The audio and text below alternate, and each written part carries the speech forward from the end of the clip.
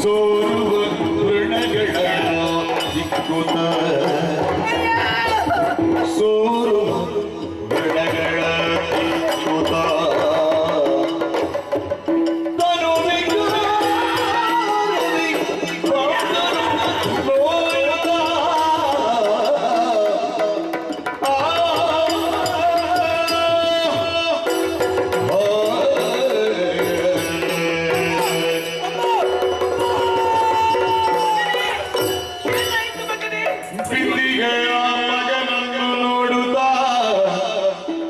ಬಿಡದೆಗಳು ಮಾತೆಯು ನೋಯುತ್ತದೆ ಮುದ್ದಿಸಿ ಭಾವದಲ್ಲಿ ಪರಿಸೇರಿ ಗೈಯುತ್ತ ಮಗನೇ ಮಗನೇ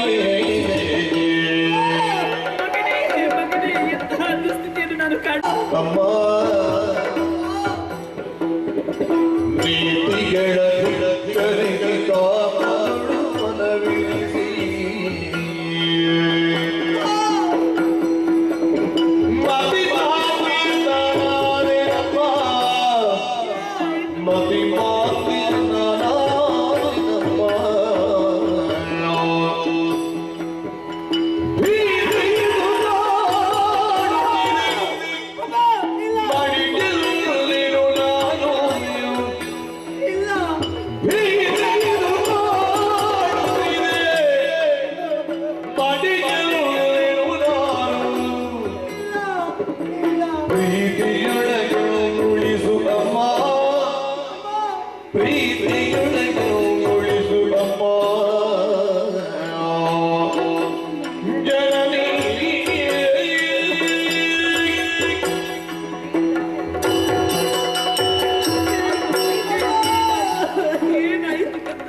ಅಹಂಕಾರದಿಂದ ಅವನ ಮಾತುಗಳನ್ನು ಧಿಕ್ಕರಿಸಿ ಹೋದೆ ನಮ್ಮ ಹಾಗಾಗಿಯೇ ಏನು ಇದು ನಿನ್ನ ಮಗ ಇವತ್ತು ದೊಡ್ಡ ರೋಗಕ್ಕೆ ತುತ್ತಾಗಿ ಹೋಗಿದ್ದಾನೆ.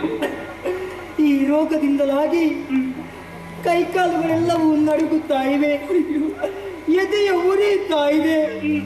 ಅಮ್ಮ, ಏನು ಮಗನೇ? ನನ್ನ ನೆತ್ತರು ಭೂಮಿಗೆ ಚೆಲ್ಲುತ್ತಾ ಇದೆ. ತಾಯೇ, ಏನು ಕದ್ದ? ಇದನ್ನೆಲ್ಲ ಕಾಣುವಾಗ ನಿನ್ನ ಮಗ ಹೆಚ್ಚು ಸಮಯ ಭೂಮಿಯ ಮೇಲೆ ಬದುಕುವುದಿಲ್ಲ ಅಂತ ಕಾಣ್ತದೆ. ಅಮ್ಮ, ನನಗೊಂದು ಉಪಕಾರ ಮಾಡಿದೆ. ಏನು?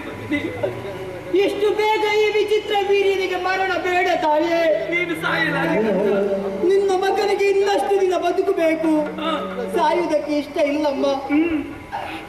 ಇದು ಎರಡು ಕರಗಳನ್ನು ಮುಗಿದು ಬೇಡುತ್ತಾ ಇದ್ದೇನೆ, ನನ್ನನ್ನು ಹೇಗಾದ್ರೂ ಮಾಡಿ ಬದುಕಿಸ.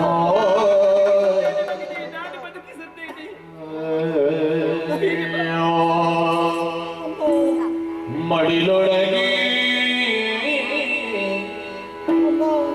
ಮಲಗಿಸುತ್ತ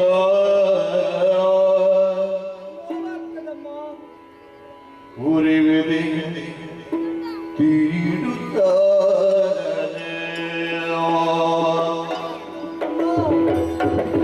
ಮಡಿಲೊಳಗೆ ಮಲಗಿಸುತ್ತ ಉರಿವೆದೆಯೇ ತೀಡುತ್ತ ಕುಡಿಸಿದಳು ಜಲವನ್ನು ಜನನಿ, ಕುಡಿಸಿದಳು ಜಲವನ್ನು ಜನನಿ. ಸುಡುವೊಡಲ ಜೀಗುತ್ತ ಮೇಲು ತೀರ ಎಳೆಯುತ್ತ, ಸುಡುವೊಡಲ ಜೀಗುತ್ತ ಮೇಲು ತೀರ ಎಳೆಯುತ್ತ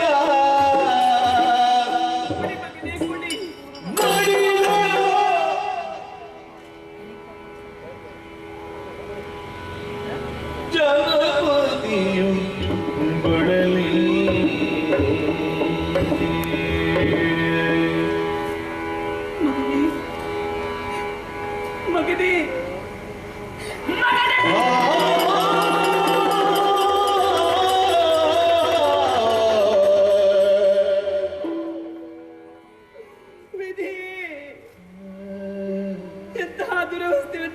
ಕಣ್ಣುಗಳಿಂದ ಕಾಣುತ್ತಾ ಇದ್ದೇನೆ. ಅಮ್ಮ, ನನ್ನನ್ನು ಬದುಕಿಸು ಬದುಕಿಸು ಎನ್ನುವ ಹಾಗೆ ಹೇಳುತ್ತಿದ್ದಂತಹ ಮಗನನ್ನು ಬದುಕಿಸುವುದಕ್ಕೆ ಈ ತಾಯಿಗೆ ಸಾಧ್ಯವಾಗಿ ಹೋಯಿತಲ್ಲ. ತಂದೆ ತಾಯಂದಿರ ಹೆಣ ಮಕ್ಕಳ ಹೆಗಲೇರಿ ಸ್ಮಶಾನಕ್ಕೆ ಹೋಗಬೇಕು ಅಂತ ಹೇಳುತ್ತಾರೆ.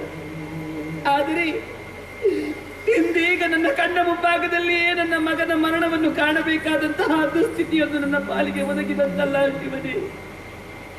ಈಗ ತಾನೇ ಮದುವೆಯಾಗಿ ಮದುವೆಯ ಹೊಸ್ತಿಲಲ್ಲಿರುವಂತಹ ಈ ನನ್ನ ಮಗುವಿಗೆ ಜೀವನವನ್ನು ಸಾಗಿಸುವುದಕ್ಕೆ ಸಾಧ್ಯವಾಗದೇ ಹೋಯಿತಲ್ಲ. ಶಶಿವಂಶ ವೃಕ್ಷವೇ ಪರಸಿಡಿಲ ಪಾಲಾಗಿ ಹೋಯಿತು. ನನ್ನ ಮಗ ಈ ಸಿಂಹಾಸನವನ್ನು ಏರಿ ಆಳುತ್ತಾನೆ ಎನ್ನುವ ಹಾಗೆ ಕನಸನ್ನು ಕಟ್ಟಿಕೊಂಡರೆ ನನ್ನ ಕನಸೆಲ್ಲವೂ ನುಚ್ಚು ನೂರಾಗಿ ಹೋಯಿತಲ್ಲ. ನನ್ನ ಮಗನನ್ನು ಉಳಿಸಿಕೊಳ್ಳುವುದಕ್ಕೆ ಅಸಾಧ್ಯವಾಗಿ ಹೋಯಿತಲ್ಲ ರಂಗನಾಥ.